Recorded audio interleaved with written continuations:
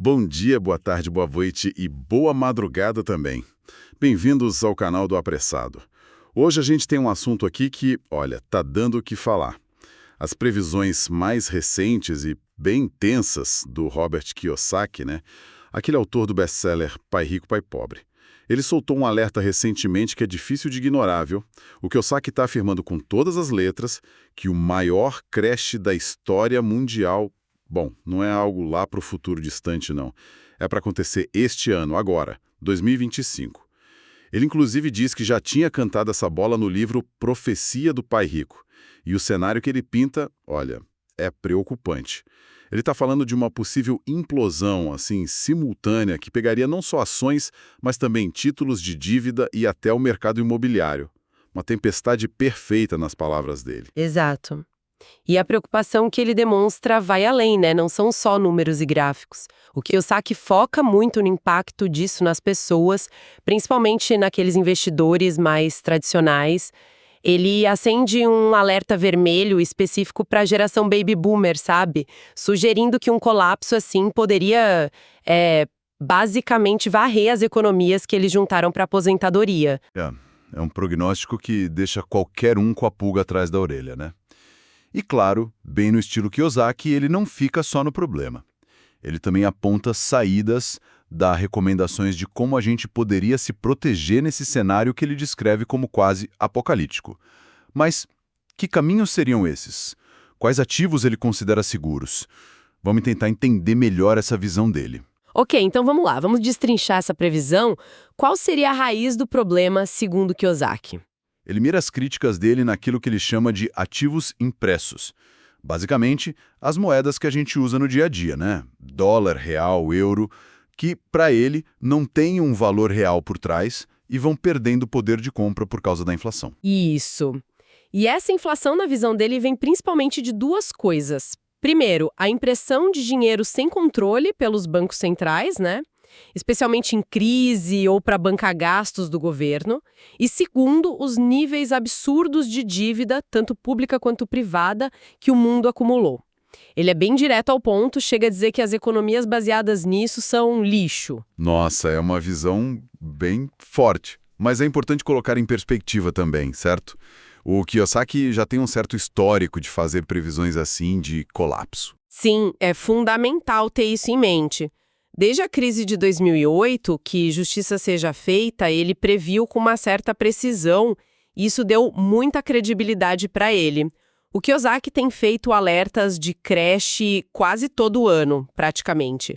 Muitas vezes, é verdade, esses alertas aparecem junto com o lançamento de livro novo ou algum produto dele, o que faz alguns críticos questionarem, né, se não tem um pouco de marketing aí. Por outro lado, também não dá para simplesmente ignorar tudo só por causa disso. As preocupações que ele está levantando agora sobre a saúde do sistema financeiro global, elas têm eco em discussões econômicas sérias que estão rolando por aí. Por exemplo, essa questão da queda na procura por títulos do Tesouro Americano lá fora. Isso não é pouca coisa, pode afetar o custo da dívida dos Estados Unidos. E o que isso significa, assim, na prática? Significa que o governo americano talvez precise pagar juros mais altos para conseguir quem compre a dívida deles. E isso aperta o orçamento, né? Aí você soma isso com o tal fenômeno da desdolarização, que é aquele movimento ainda inicial de alguns países tentando usar menos o dólar no comércio nas reservas, preferindo outras moedas ou arranjos. Isso, no longo prazo, pode diminuir a força do dólar. Então, assim, mesmo que o tom do Kiyosaki seja alarmista, os temas que ele toca, dívida alta, impressão de dinheiro, o próprio papel do dólar são assuntos sérios na economia global. Isso dá um certo peso para os argumentos dele agora, mesmo para quem olha com desconfiança. Entendi. Quer dizer, mesmo filtrando o alarme todo, tem questões econômicas reais ali que dão um fundo de verdade para a preocupação. E diante desse cenário de risco que ele vê, qual é a estratégia que o Kiyosaki recomenda? Olha, a filosofia dele é bem consistente nisso. É sair do que ele chama de dinheiro falso, desses ativos impressos, e colocar o dinheiro em ativos reais, ativos tangíveis, né? Coisas que, para ele, têm valor de verdade, um valor intrínseco, e que não podem ser criados do nada por um governo. Certo. E quais seriam esses ativos reais que ele está recomendando mais agora? A lista principal dele. Bom, tem a tríade clássica dele: ouro e prata, sempre. E nos últimos anos, ele virou um defensor ferrenho do Bitcoin, colocando ele ali, ó, lado a lado com os metais preciosos como reserva de valor. E mais recentemente, ele também adicionou o Ethereum nessa lista de proteção preferencial. Interessante essa entrada do Ethereum aí. E fora esses 4 principais, ele fala de mais alguma coisa? Ele já comentou publicamente que, pessoalmente, ele investe em outras coisas que considera reais. Isso inclui, por exemplo, petróleo, ele tem participação em poços, gado e também em imóveis. Embora nos imóveis ele seja mais seletivo, né? Foca mais naqueles que geram renda, fluxo de caixa. É uma cesta variada, mas o fio condutor é sempre esse: ativos que são escassos, sejam eles físicos ou digitais. Vamos focar um pouquinho no Bitcoin, então? Parece que ele tem um lugar especial na argumentação dele. O que faz ele pensar que o Bitcoin não é só um ativo real, mas talvez até superior a commodities como o ouro, que ele mesmo tem através de minas. Aí a gente chega num ponto-chave da visão do Kiyosaki sobre o Bitcoin e que diferencia ele de muita gente que critica as criptos. O argumento central dele está na escassez programada e absoluta do Bitcoin. O protocolo do Bitcoin foi definido lá atrás pelo Satoshi Nakamoto, estabelece um limite máximo. Nunca, jamais vão existir mais do que 21 milhões de Bitcoins. Fim de papo. Essa escassez é diferente da do ouro ou da prata, entende? Ouro e prata são finitos no planeta, claro. Mas se o preço subir muito, compensa investir mais para achar novas jazidas, minerar em lugares mais difíceis, e aí a oferta no mercado aumenta. O próprio Kiyosaki, que tem negócio de mineração e petróleo, usa isso para explicar: olha, se o ouro disparar, eu boto mais dinheiro e tiro mais ouro da minha mina. Se o petróleo ficar caro, eu perfuro mais poços. Isso aumenta a oferta e pode segurar o preço. Com o Bitcoin isso não existe. Não importa quanto o preço suba, ninguém, nem governo, nem bilionário, nem o minerador mais poderoso consegue criar um Bitcoin a mais do que os 21 milhões definidos no código. É uma escassez digital garantida por matemática, por criptografia. Para ele, Kiyosaki, essa previsibilidade total da oferta faz do Bitcoin uma reserva de valor melhor no longo prazo, mais confiável do que ativos que podem ter a oferta manipulada ou aumentada. É por isso que ele faz aquelas previsões super otimistas, tipo Bitcoin a $1 milhão até 2035. Esse argumento da escassez programada é forte mesmo, diferente. Mas aí surge uma questão óbvia, né?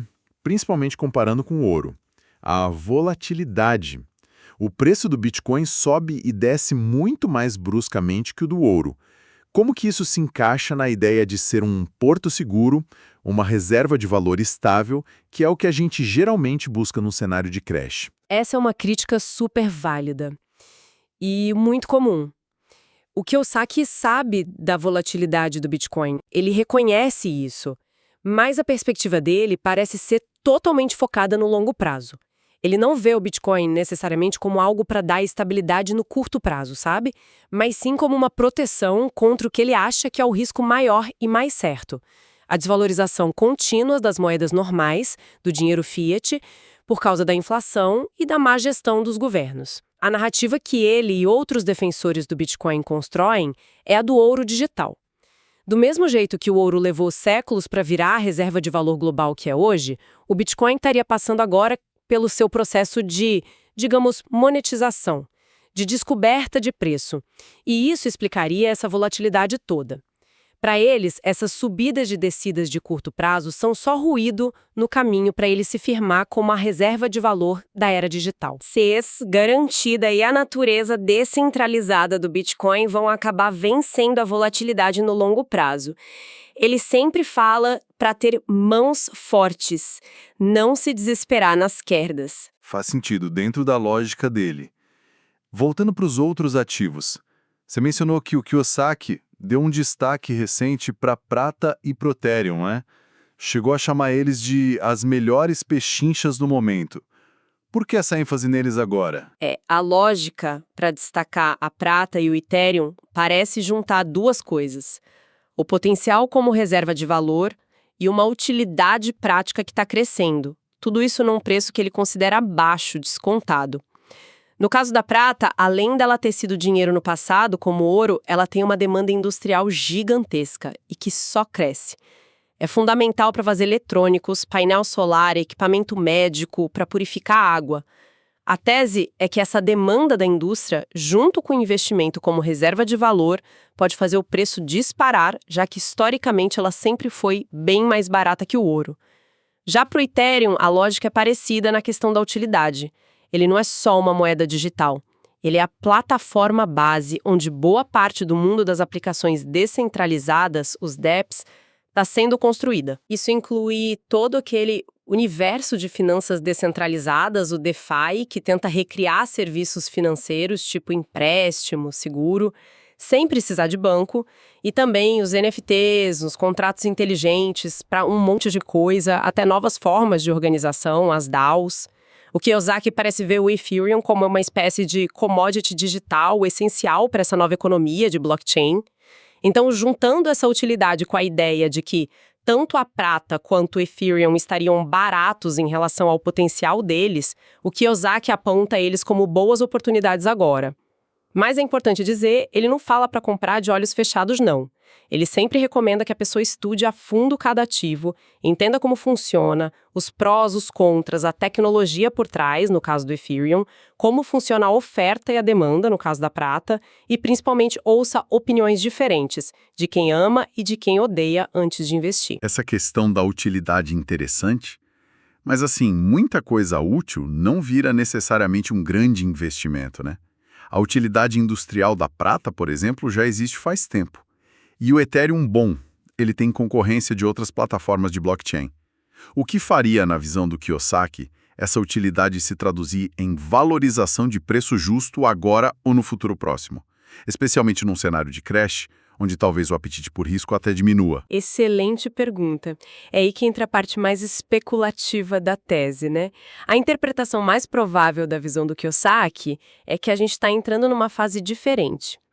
Para a prata, talvez ele acredite que a transição para a energia limpa, com mais painéis solares, e a eletrificação geral vão criar um pico de demanda industrial que, se juntar com um possível aumento do investimento em ativos físicos por medo da inflação, finalmente destrave o preço.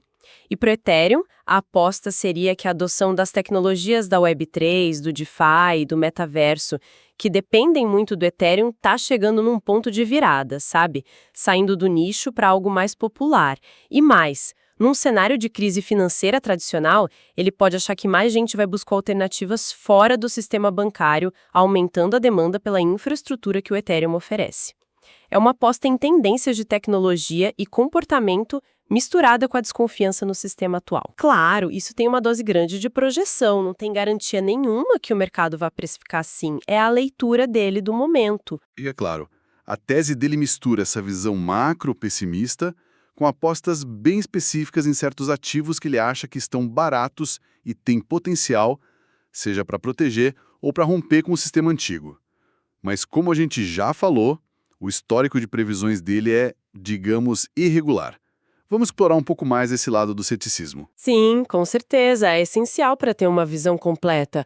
Como a gente disse, o acerto de 2008 deu a ele uma credibilidade inicial muito forte. Só que a realidade é que muitas previsões de colapsos gigantescos que ele fez depois disso simplesmente não aconteceram. Pelo contrário, né, a gente viu um dos períodos de alta mais longos da história nos mercados. Um dado que os críticos sempre trazem é o desempenho do S&P 500, o índice das 500 maiores empresas americanas. Apesar dos alertas constantes do Kiyosaki, desde, 2011, esse índice subiu mais de 280% até pouco tempo atrás. Quem seguiu o conselho de sair totalmente da bolsa nesse período, como ele sugeriu várias vezes, perdeu ganhos bem significativos. As críticas principais costumam focar em alguns pontos. Esse tom sempre muito alarmista, que alguns veem como marketing, a falta de precisão no timing, porque prever que um crash vai acontecer um dia é bem diferente de acertar quando, e às vezes falta uma análise técnica ou fundamentalista mais detalhada para justificar a urgência do colapso que ele anuncia. Os críticos dizem que ele foca demais na narrativa da moeda fraca, mas ignora a capacidade que as economias têm de se adaptar. Por outro lado, não dá para negar que ele tem uma base de seguidores muito leal. Essas pessoas gostam da mensagem central dele sobre a importância da educação financeira, aquela diferente da escola tradicional, sobre focar em comprar ativos que geram renda e essa desconfiança toda do sistema financeiro baseado em dívida e impressão de dinheiro. Para eles, mesmo que o timing dos crashes não seja perfeito, a filosofia de buscar ativos reais é vista como uma estratégia inteligente para o longo prazo. Então, tem esses dois lados bem claros. E tem também uma dimensão política que aparece às vezes nas falas dele, né? Inclusive uma ligação com Donald Trump. Como que isso entra na visão financeira dele? Sim, o Kiyosaki já escreveu livros junto com Donald Trump, lá atrás, antes dele ser presidente, e já elogiou ele publicamente várias vezes. Recentemente, ele elogiou o Trump por uma medida específica que, na interpretação do Kiyosaki, teria sido importante para democratizar o acesso a certos investimentos. O Kiyosaki disse que o Trump ajudou a abrir os planos de aposentadoria americanos, aqueles famosos 401k, para que eles pudessem incluir investimentos em ativos alternativos. Na visão dele, Kiyosaki, isso incluiria coisas como dívidas imobiliárias privadas, ter ouro e prata físicos mesmo, e até criptomoedas como Bitcoin e Ethereum, que normalmente ficavam fora desses planos mais comuns. E qual seria o impacto disso na visão dele? Ele apresenta isso como algo positivo, que permitiria que mais gente, não só os super ricos ou investidores qualificados, usasse o dinheiro da aposentadoria para investir nesses ativos alternativos que ele tanto defende. Seria uma forma de nivelar o jogo, sabe? Dar acesso a ferramentas que ele acredita serem essenciais para a segurança financeira, fora do sistema tradicional de ações e títulos. É importante reforçar que essa é a leitura e a narrativa do Kiyosaki sobre essas políticas e os efeitos delas. Os detalhes de quais regras mudaram exatamente e o alcance real dessa abertura podem ser mais complexos, mas é assim que ele coloca a questão. A gente está só relatando a perspectiva dele, sem entrar no mérito se a política foi boa ou ruim. Ok, acho que cobrimos bastante coisa. Para a gente amarrar as ideias principais, temos o Robert Kiyosaki tocando um alarme bem alto sobre um crash financeiro gigante que ele acredita que vai acontecer ainda este ano, 2025. A recomendação principal dele é bem clara: sair dos ativos impressos e buscar abrigo em ativos reais, tangíveis, com destaque para ouro, prata, Bitcoin e, mais recentemente, Ethereum. Isso para se proteger da desvalorização das moedas e de um possível colapso do sistema. E só para reforçar aquele ponto-chave do argumento pro Bitcoin, é a escassez absoluta e programada, aquele limite fixo de 21 milhões de unidades, que o Kiyosaki vê como o grande diferencial dele em relação às commodities normais, que podem ter a oferta aumentada se o preço subir. Essa característica é central para a visão dele sobre o Bitcoin como reserva de valor para o futuro. Pessoal, se estiverem gostando desta análise, por favor, compartilhem o canal e deem o like. Ajuda muito a levar essa discussão para mais gente. Diante de tudo isso, fica a reflexão, né? Com tantos alertas de crise por aí, vindos do Kiyosaki e de outros, em um cenário econômico global que, vão combinar, tá cheio de incertezas, inflação aqui e ali, tensões geopolíticas, dívidas altas, como que cada um processa um alerta tão específico e dramático como esse? Será que mais útil não é focar menos em tentar adivinhar o dia D do crash e mais em construir uma estratégia de investimento, de proteção do patrimônio que seja mais resiliente, diversificada, que consiga passar por diferentes cenários, seja de crise ou não? Talvez a pergunta não seja se o Kiyosaki está certo sobre este ano, mas sim que lições a gente tira sobre a importância de entender onde a gente investe e os riscos do sistema financeiro atual. E você, o que acha do alerta de Kiyosaki de que o crash vai acontecer neste ano? E quais ativos reais você escolheria para se proteger? Dê sua opinião nos comentários.